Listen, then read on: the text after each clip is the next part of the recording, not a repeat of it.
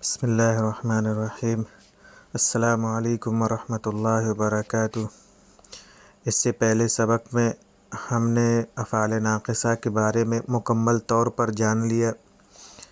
آج کے سبق میں ہم جانیں گے حروف مشبہ بالفعل کا بیان، کہ حروف مشبہ بالفعل کسے کہتے ہیں اور یہ کتنے ہوتے ہیں اور یہ جملے پر کیا عمل کرتے ہیں۔ اس کے بارے میں ہم آج جانیں گے کہ اس کا استعمال کیا ہے۔ حروف مشبہ بالفعل۔ افعال ناقصہ پڑھ لینے کے بعد حروف مشبہ بالفعل کو سمجھنا بہت آسان ہے۔ جس طرح مبتدا خبر پر افعال ناقصہ کے لگ جانے سے ان کا اعراب بدل جاتا تھا، اسی طرح کچھ حروف ایسے ہیں کہ اگر وہ مبتدا خبر پر داخل ہو جائیں تو وہ بھی ان کا اعراب بدل دیں گے۔ وہ حروف یہ ہیں: انا، انا، کانا، لکن، لیت، لعل۔ ان کو حروف مشبہ بالفعل کہا جاتا ہے، یعنی یہ بھی فعل کے مشابہ، فعل کے جیسے ہیں، مطلب فعل کی طرح کچھ نہ کچھ عمل کرتے ہیں، زبر یا زیر یا پیش دیتے ہیں اسم کو، اس لیے ان کو حروف مشبہ بالفعل کہتے ہیں۔ حروف مشبہ کیسے عمل کرتے ہیں؟ یہ حروف بھی مبتدا خبر پر داخل ہوتے ہیں۔ یہ حروف مبتدا کو نصب دیتے ہیں اور خبر کو رفع دیتے ہیں۔ یہ حروف مبتدا کو اپنا اسم اور خبر کو اپنی خبر بنا لیتے ہیں۔ انا اور اس کے اخوات کا بیان۔ حروف مشبہ بالفعل وہ حروف ہیں جن کی فعل سے مشابہت پائی جائے۔ یہ حروف 6 ہیں: انا، انا، کانا، لکن، لیت، لعل۔ ان حروف کی فعل سے لفظاً اور معناً دونوں طرح سے مشابہت ہے، یعنی لفظ کے اعتبار سے بھی اور معنی کے اعتبار سے بھی فعل کے مشابہ پائے جاتے ہیں۔ لفظی مشابہت تو یہ ہے کہ یہ حروف فعل کے ہم وزن ہوتے ہیں، یعنی جس طریقے کے فعل کا وزن ہوتا ہے ویسے ہی اس کے بھی وزن ہوتے ہیں، جیسے انا فرا کے ہم وزن ہے اور لیتا لیسا کے ہم وزن ہے۔ دوسری مشابہت یہ ہے کہ فعل جس طریقے سے ثلاثی اور رباعی ہوتا ہے، یعنی 3 حرف یا 4 حرفی ہوتا ہے، اسی طریقے سے ان میں سے بھی بعض ثلاثی ہیں، جیسے انا، انا، لیتا، اور بعض رباعی ہیں، جیسے کانا، لکن، لعل۔ تیسری مشابہت یہ ہے کہ افعال متعدیہ، یعنی وہ فعل جو مفعول چاہتے ہیں، جس طریقے سے فاعل اور مفعول 2 چیزوں کا تقاضا کرتے ہیں، ایسے ہی یہ حروف بھی اسم و خبر 2 چیزوں کا تقاضا کرتے ہیں۔ یہ حروف بھی کانا اور اس کے اخوات کی طرح جملے اسمیہ مبتدا اور خبر پر داخل ہوتے ہیں۔ مبتدا کو اپنا اسم اور خبر کو اپنی خبر بنا لیتے ہیں، یعنی ان حروف کے داخل ہونے کے بعد مبتدا کو مبتدا نہیں کہا جاتا بلکہ ان حروف کا اسم کہا جاتا ہے اور خبر کو ان حروف کی خبر کہا جاتا ہے۔ جیسا کہ کانا تھا تو کانا کے اسم کو کانا مبتدا نہیں کہتے تھے اور خبر کو خبر نہیں کہتے تھے بلکہ کانا کے اسم کہتے تھے۔ انا اور اس کے اخوات اسم منصوب ہوتا ہے۔ انا اور اس کے اخوات انا، انا، کانا، لکن، لیت، لعل کا اسم جو ہوتا ہے وہ منصوب ہوتا ہے، یعنی اس پر زبر آتا ہے، اور خبر مرفوع ہوتی ہے، یعنی پیش والی ہوتی ہے۔ اور کانا میں کیا تھا کہ کانا کا اسم جو ہے مضموم ہوتا تھا، یعنی اس میں پیش ہوتا تھا، خبر میں زبر ہوتا تھا۔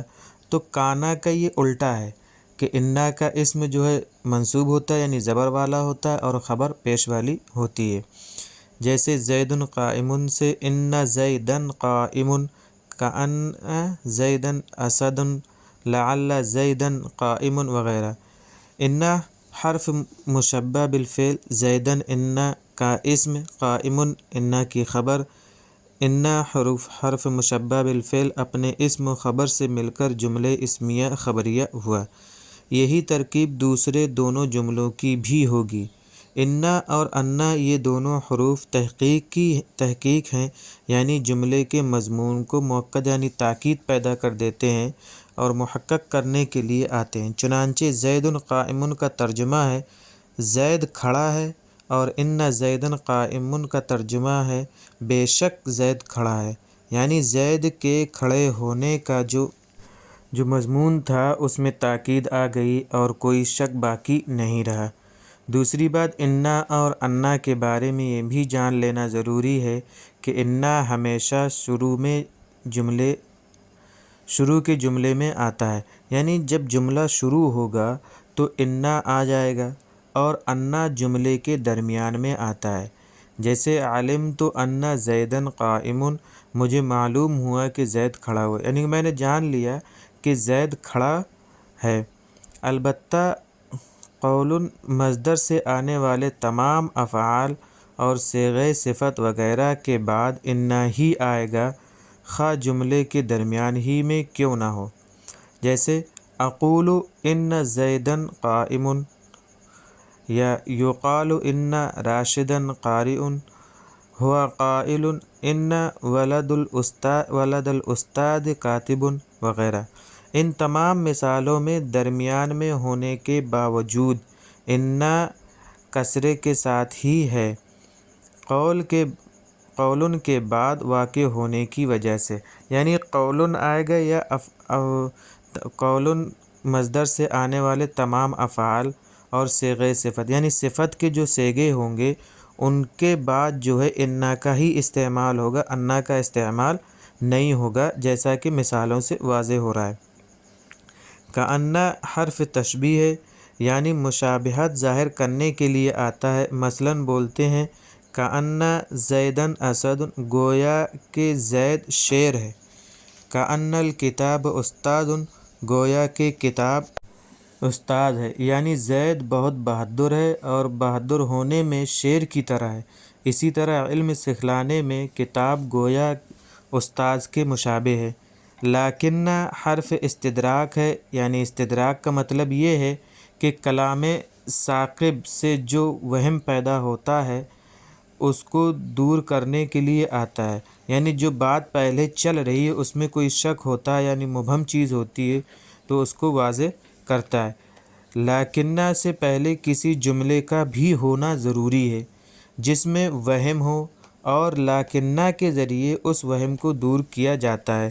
جیسے کسی نے کہا المسجد واسع، مسجد کشادہ ہے، اس جملے کو سننے والے نے یہ سمجھا کہ جب مسجد کشادہ ہے تو صحن بھی کشادہ ہے، مگر آپ نے سامع کے یعنی سننے والے کے اس وہم کو اور شبہ کو لیکن کے ذریعے دور کر دیا، یہ کہہ کر لیکن الفناء ضیق، مگر صحن تنگ ہے، یعنی مسجد وسیع ہے تو شک ہوا کہ صحن بھی، جب مسجد بڑی ہے تو صحن بھی بڑا ہوگا، تو اس نے کہہ دیا کہ صحن جو ہے تنگ ہے، چھوٹا ہے۔ لیتا حرف تمنا ہے جو کسی چیز کی تمنا کے لیے آتا ہے، جیسے لیتا والدی عالما کبیرا، کاش کہ میرے والد بڑے عالم ہوتے۔ لیتا ھذا الولد صالحا، کاش کہ یہ لڑکا نیک ہوتا۔ لعل حرف ترجی ہے جو کسی چیز کی امید کے لیے آتا ہے، جیسے لعل خالدا حاضر فی الفصل، امید ہے کہ خالد درس گاہ میں موجود ہے۔ لعل عمرا غائب، ہو سکتا ہے عمر غائب ہو۔ لیتا و لعل کے بارے میں یہ بات بھی یاد رکھنے کے قابل ہے کہ لیتا چونکہ تمنا اور آرزو کے لیے آتا ہے، اس کا تعلق ممکن الحصول یعنی جس کا ہونا ممکن ہو اور جس کا ہونا ممکن نہ ہو، دونوں قسم کی چیزوں سے ہوتا ہے۔ لیکن لعل کے اس کا استعمال ممکن الحصول چیزوں پر ہی ہوتا ہے، یعنی جن کا ہونا ممکن ہو اس کے لیے لعل کا استعمال کریں گے، اور لیتا کا استعمال جس کا ہونا ممکن ہو یا ممکن نہ ہو اس کے لیے استعمال کیا جاتا ہے، لیکن لعل کا جو چیز ممکن ہو اسی کے لیے استعمال کیا جائے گا۔ ممکن الحصول کی مثال تو وہی ہے جو اوپر مذکور ہے، اور غیر ممکن الحصول کی مثال جیسے لیت الشاب یعود، کاش کہ جوانی لوٹ آتی، یہ ممکن نہیں ہے، ایک بار جوانی گئی تو دوبارہ نہیں آتی ہے۔ یہ جملہ لیتا کے ساتھ تو صحیح ہے، مگر لعل الشاب یعود، امید ہے کہ جوانی لوٹ آئے، اسے صحیح نہیں ہے، کیونکہ جوانی کے لوٹنے کی تمنا تو کی جا سکتی ہے مگر امید نہیں کی جا سکتی۔ یہ بات بھی ذہن نشین رہے کہ جس طریقے سے کانا اور اس کے اخوات کی خبر فعل ماضی و مضارع وغیرہ ہو سکتی ہے، حروف مشبہ بالفعل کی خبر بھی یہ افعال ہو سکتے ہیں، جیسے ان التلمیذ یجتہد، بلا شبہ طالب علم محنت کرتا ہے۔ لیت المسلمین یعبدون اللہ، کاش مسلمان اللہ کی عبادت کرتے۔ تو یہاں یعبدون اللہ اور یجتہد فعل فاعل بن کر جملے فعلیہ ہوا، اور یعبدون اللہ فعل فاعل اور مفعول بن کر جملے فعلیہ خبریہ ہوا۔ پھر یہ انا کی خبر واقع ہو رہے ہیں دونوں، یجتہد فعل فاعل ہو کر خبر ہو رہا ہے، اور یعبدون اللہ فعل فاعل مفعول ہو کر انا کی خبر واقع ہو رہا ہے۔ درج ذیل مثالوں سے اچھی طرح ان حروف کے معنی اور ان کے عمل کو ذہن نشین کر لیں۔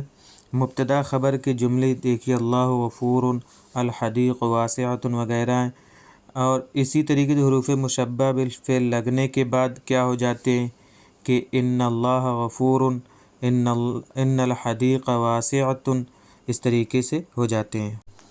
اسی طریقے سے کاننا کا جملہ ہے کہ مبتدا خبر کے پہلے جملے ہیں، پھر کاننا کے ہیں۔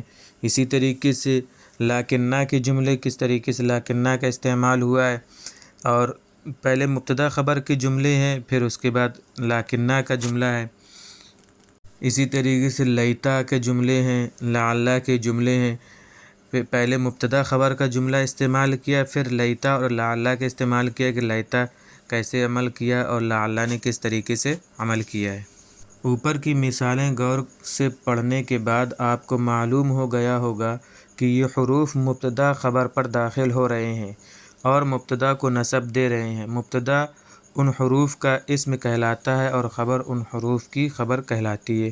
یہاں سے کاپی میں ایک اور چیز نوٹ کر لیں کہ اب اگر کسی اسم پر زبر آتا ہے تو وہ حروف مشبہ کا اسم بھی ہو سکتا ہے۔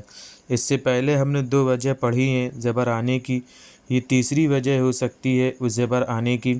اسی طرح کسی اسم پر اگر پیش ہے تو وہ حروف مشبہ کی خبر بھی ہو سکتا ہے، تو یہ بھی تیسری وجہ ہے کسی اسم پر پیش آنے کی۔ ان سب کا خلاصہ یہ ہے پیش آنے کی وجوہات: فاعل افعال ناقصہ کا اسم، حروف مشبہ بالفعل کی خبر، ان میں پیش آتا ہے۔ زبر آنے کی وجہ مفعول بہ، افعال ناقصہ کی خبر، حروف مشبہ بالفعل کا اسم، ان تینوں پر زبر آتا ہے، اور آگے بھی پیش آنے والے اور زبر آنے والوں کا تذکرہ ہوتا رہے گا جیسے جیسے ہم پڑھتے جائیں گے۔ یہ کچھ اردو کے جملے لکھے ہوئے ہیں جن کی آپ کو عربی بنانا ہے، اور یہ یاد رکھنا ہے کہ کہاں انا کا استعمال ہوگا اور کہاں انا کا یا لاکنہ کا، لیتا لعل کا، حروف مشبہ بالفعل کا کہاں کس طریقے سے استعمال کیا جائے گا وہ ہم نے بتایا ہے۔ اسی کے اعتبار سے آپ جو ہے ان کی عربی بنائیں۔ یہ عربی کے چند جملے ہیں، ان میں اعراب لگائیں اور ان کا ترجمہ کریں، اور ان کی ترکیب کرنے کی بھی کوشش کریں۔ ترکیب سے بار بار میں کہتا ہوں، ترکیب سے جملے کی سیٹنگ کرنا آسان ہو جاتا ہے۔ اگر ہماری ترکیب مضبوط ہو گئی تو ہمیں جو ہے جملے کا بنانا آسان ہو جائے گا۔ جملوں میں آنے والے الفاظ: مرآۃ شیشہ، آئینہ، مرآۃ عورت، اساس سامان، رابح نفع والا، فناء صحن دار گھر، جنت ڈھال، الجنت جنات، جنت جنت، مدبر جانے والا، الربیع موسم بہار، الشتاء سردی۔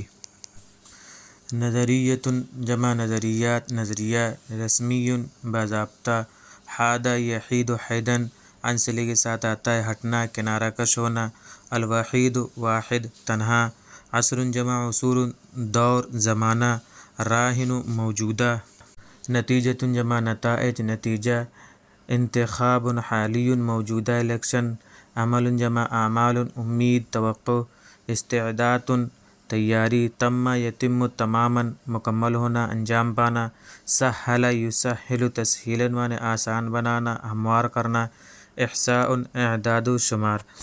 امید ہے کہ آپ کو آج کا سبق سمجھ میں آ گیا ہوگا، اور جنہوں نے ہمارا ابھی تک یوٹیوب چینل سبسکرائب نہیں کیا ہے وہ سبسکرائب کر لیں اور بیل آئکن پریس کریں تاکہ ہمارے تمام ویڈیوز آپ تک بر وقت پہنچتے رہیں۔